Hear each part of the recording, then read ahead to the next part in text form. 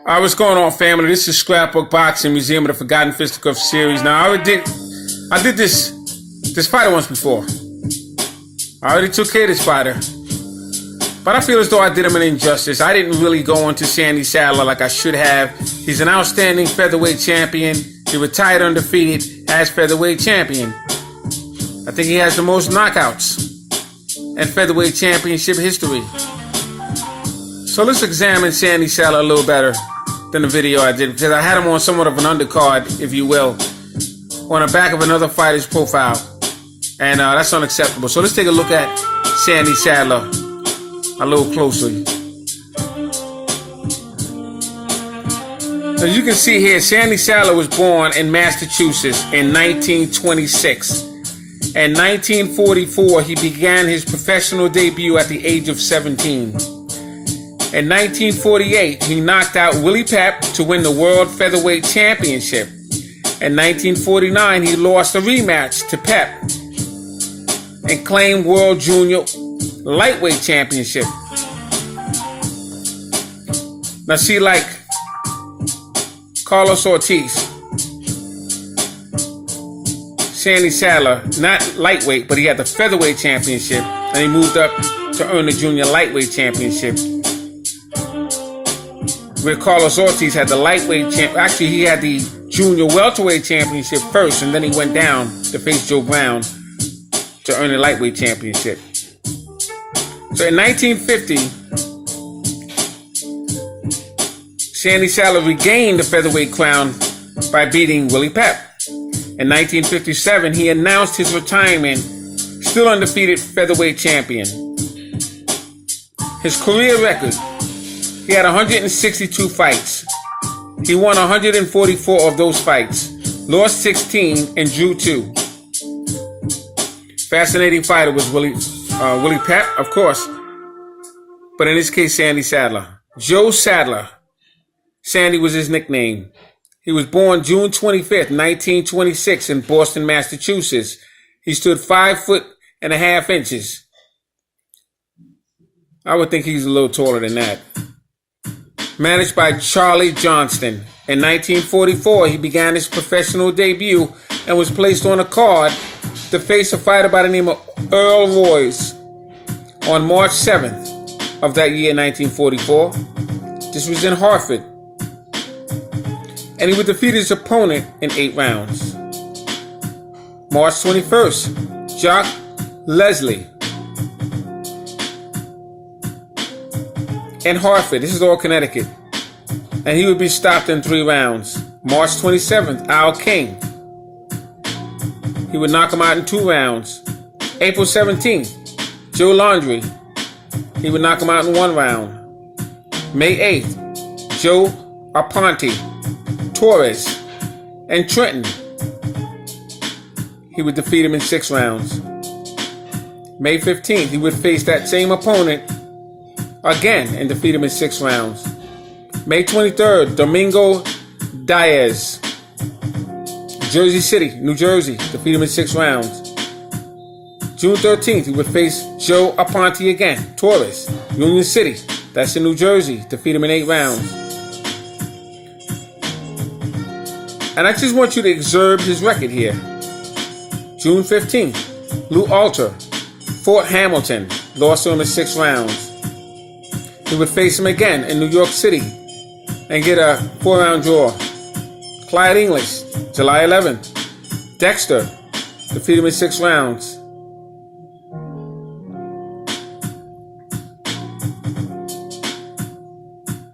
(1945), January 13th. Tony Ashiro, Brooklyn, New York, defeat him in 6 rounds. I want you to take a look at this profile. Look and see how many fights Sandy Sadler had in 1945. Look at the KO string. He fought once a week. Lucky Johnson, January 15th, Newark, New Jersey, knocked him out in 1 round. January 22nd, Joey Pugh, New York, killed him in 1 round. January 26th, Benny May, New Brunswick, that's in New Jersey, defeated him in 6 rounds. February 19th, Joe Gatto, New York, knock him out in 1 round. March 10th, Howard Gibson, Brooklyn, New York. He would stop him in 6 rounds. Jimmy Allen, April 2nd, Newark, New Jersey. He would knock him out in 1 round. April 19th, Willie Anderson, Detroit, Michigan. He would knock him out in 5 rounds.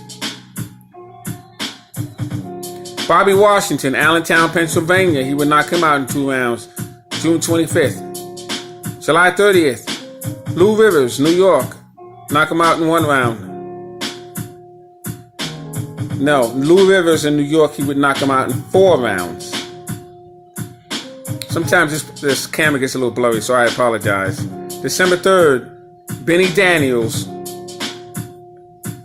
He would defeat him in 6 rounds. Make sure I got that lined up correctly.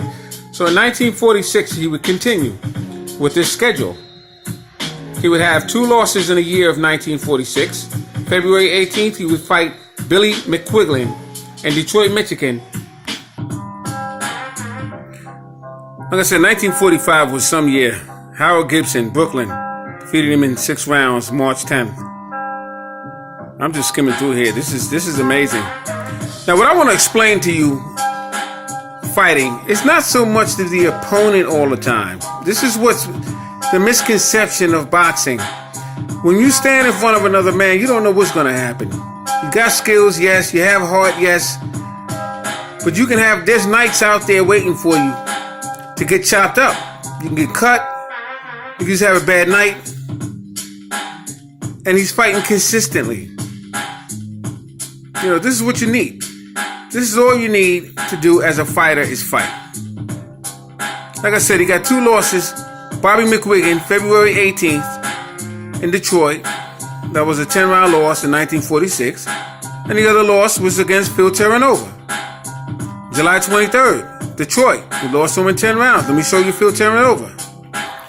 Alright, I'm unable to locate Phil Terranova right now. I apologize. I will show him to you at a later time. But 1946, January 17th, Sam Zellman, Orange, knocked him out in 1 round. February 18th, Bobby McQuiglin, Detroit, Michigan.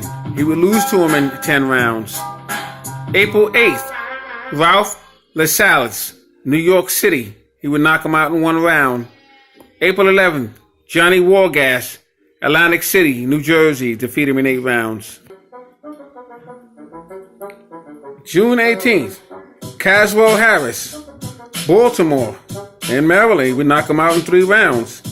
June 25th, Bobby Washington, Allentown, Pennsylvania. He would knock him out in 2 rounds.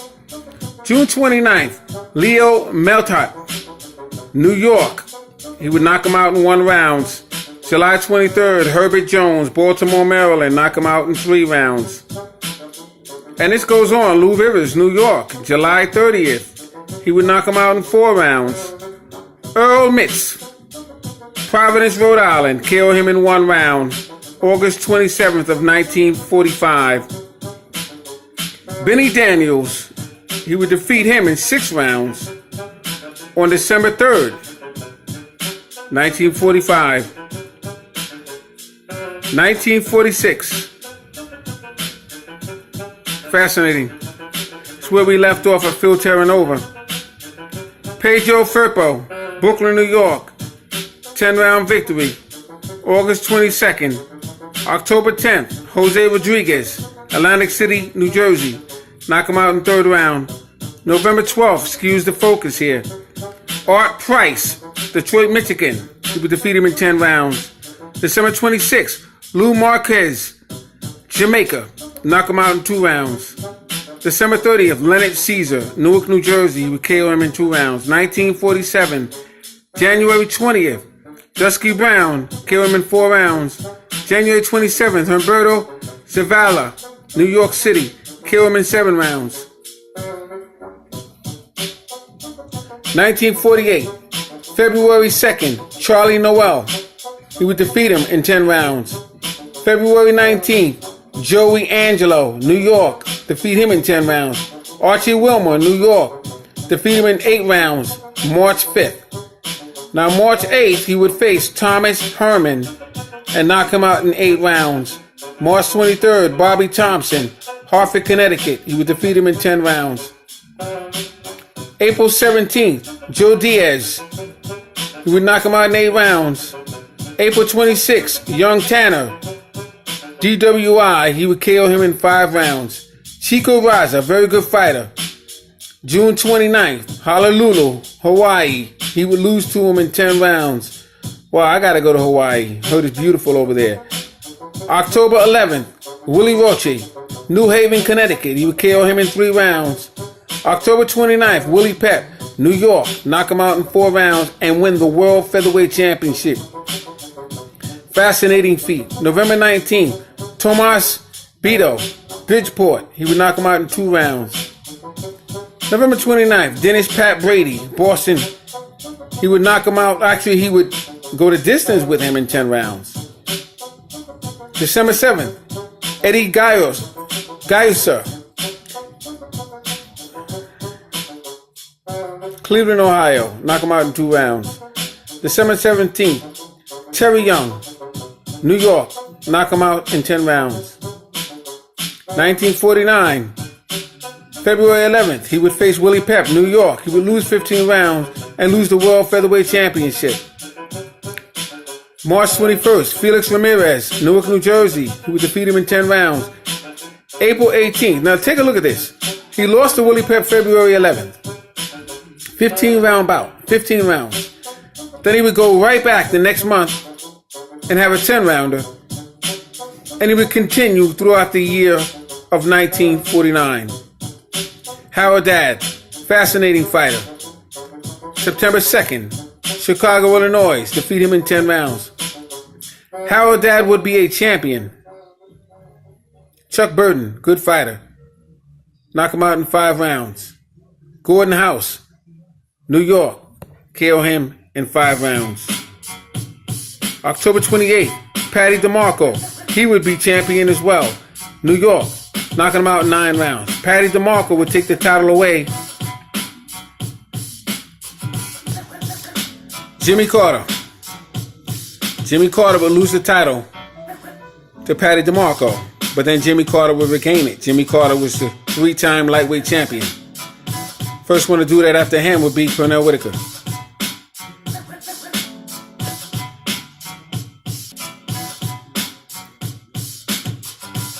November 7th, Leroy Wills, Toledo. Defeat him in 10 rounds. December 6th, Orlando Zulueta. 10 rounds. 1950, Paulie Jackson.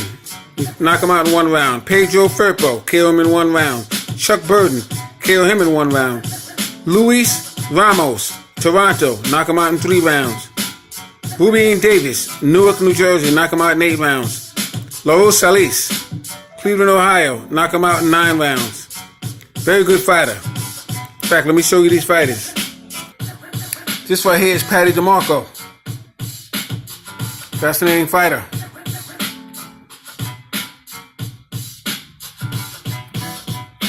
And here you have Laurel Salis. Another fascinating fighter. As you can see here, he held the title May 14, 1952 to October 15, 1952. Jimmy Carter won and lost, or lost and won to Laurel Salis. So let's get back to Sandy Sadler. Patty DeMarco.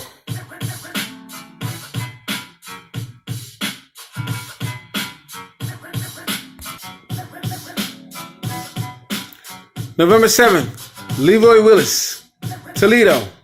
Defeat him in 10 rounds. December 6th, Orlando Zulueta, Cleveland.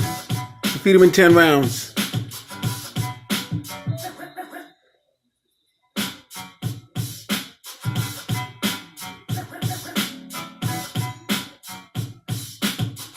September 8th, Willie Pep, New York. Knockout of Willie Pep and re-win the featherweight championship.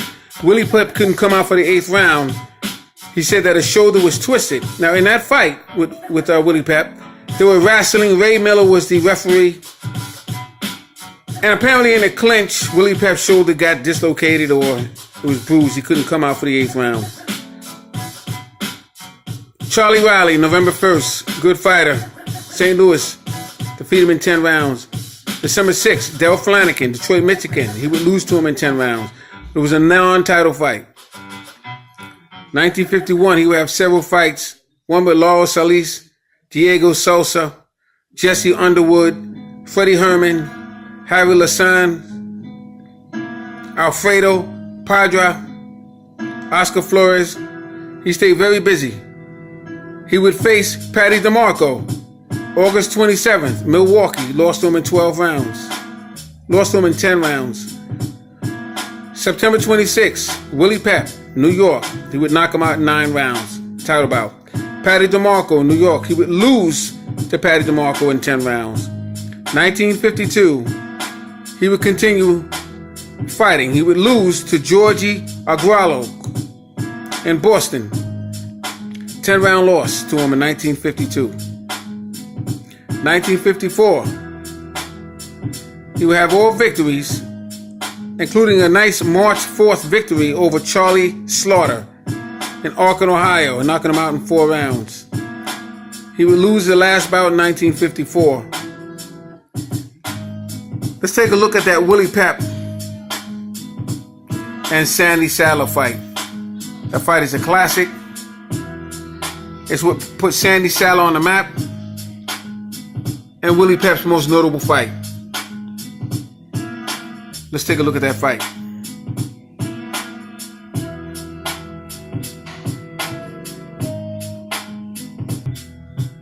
Now here you have Willie Pep. We're looking in the scrapbook right now. And Sandy Saddler.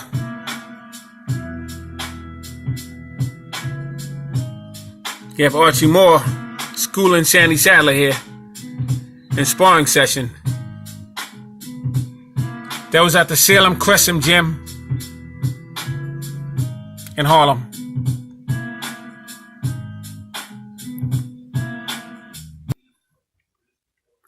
And here you have Sandy Saddler against Red Top Davis, Teddy Red Top Davis. Another good little fighter. Looks like Del Flanagan and Sandy Saddler. Actually, it's Tommy Collins. Now, this fighter, Tommy Collins, fought Jimmy Carter, and he was dropped like 8 or 9 times. And that's when they came up with the 3 knockdown rule. After that fight with Jimmy Carter and Tommy Collins.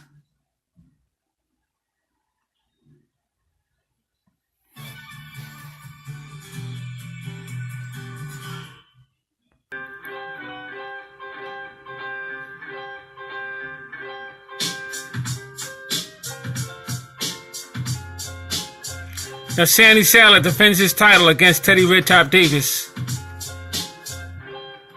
You got Red Top Davis over to your left and Sandy Saddler to your right. Here you have Willie Pep and Sandy Saddler. These were fascinating fight series. Here you have Ruby Goldstein. And again, Ruby Goldstein and Ray Miller, they had their fights in the 1920s, but they were standby referees for one another in fights in the 1940s and the 1950s. Here you have Willie Pep, look like he's doing a cartwheel. Ruby Goldstein is trying to separate Sandy Saddler and Willie Pep.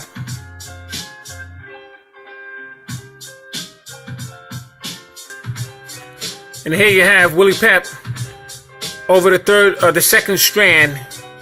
You have Sandy Saddler. Looks like they're trying to be taken apart again.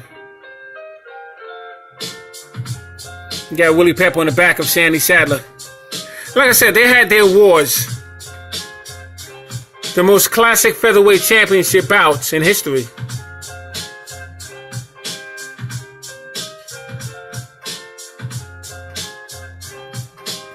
You have Sandy Saddler have Willie Pep in a headlock. Almost a full Nelson.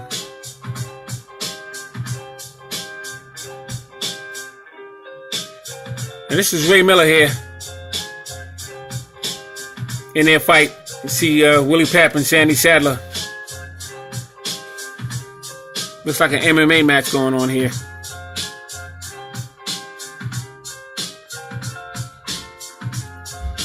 So salute to Sandy Sadler. Like I said, I wanted to give him a little more justice. Referee stops Pep Sadler fight in the 9th round on September 26, 1951. Pep lost and was suspended for life. Sadler was suspended 60 days to satisfy public opinion. Wow, that's crazy.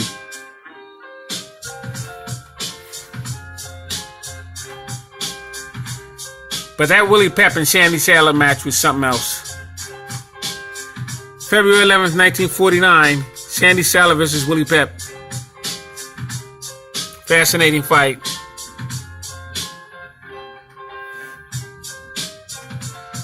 Alright, so this is Scrapbook Boxing, Museum of the Forgotten Fisticuffs series. I want to salute to Sandy Sadler.